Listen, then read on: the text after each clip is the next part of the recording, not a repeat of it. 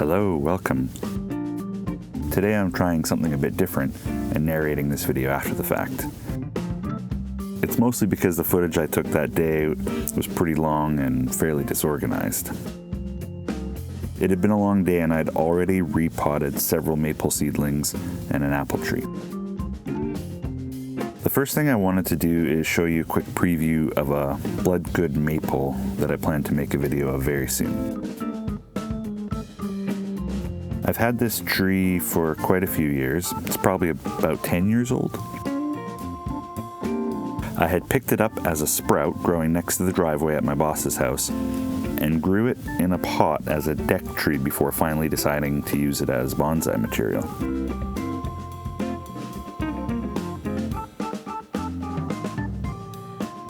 There were several years where it suffered from droughts, which caused dieback from the upper branches, but this has given the trunk some interesting characteristics.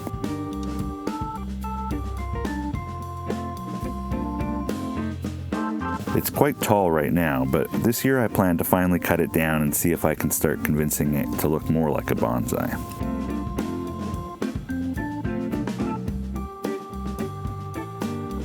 If anyone watching has any suggestions on how I should style it, I would love to hear your ideas in the comments.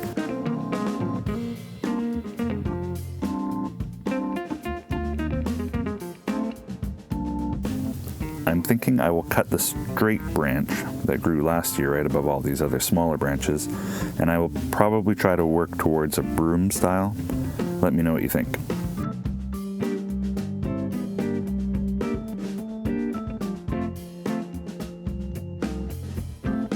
Next up is this mystery maple.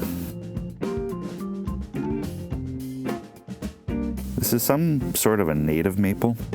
I can't remember where I got it from or even what the leaves look like at the moment, so I'll be looking forward to seeing it leaf up in the spring.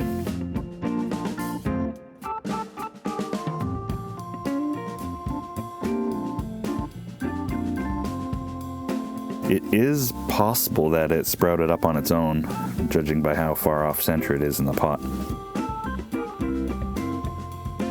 It grew straight up like a whip last year. I wanted to have a look at the roots before I decided to do anything with it, but it kept whipping me in the face whenever I would give it a spin.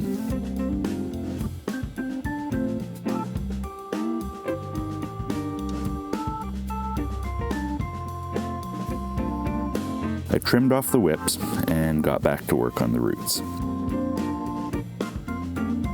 Because it was growing near the edge, there was a lot of roots going straight down.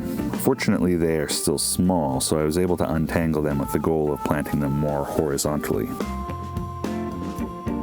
As I worked on it, it became obvious that I wasn't going to want to leave much of the height, so I clipped the top off, leaving one tiny twig and bud, which can become the new leader this year.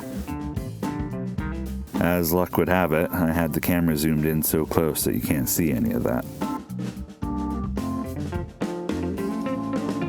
Moving back to the roots, there were two thick roots growing straight down that needed to be removed.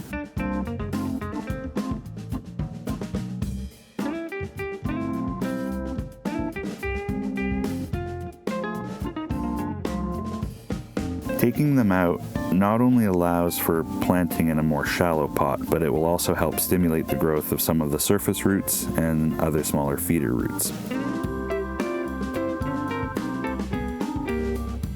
I grabbed a simple flower pot, which seemed to be about the right size, and potted it up.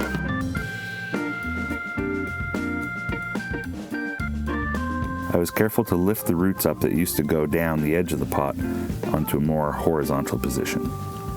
This will allow them to fill out and become nabari, or surface roots. Well, that's it for this time. I'd be interested to know what people think of this format, so please let me know in the comments. I think I prefer making a video where we can watch the whole process as I work, but I'll have to do better at keeping everything in frame so I'm not just working off camera. Hopefully I can get outside this weekend and work on the Bloodgood. I'm looking forward to sharing the progress of that one. Thanks again for watching.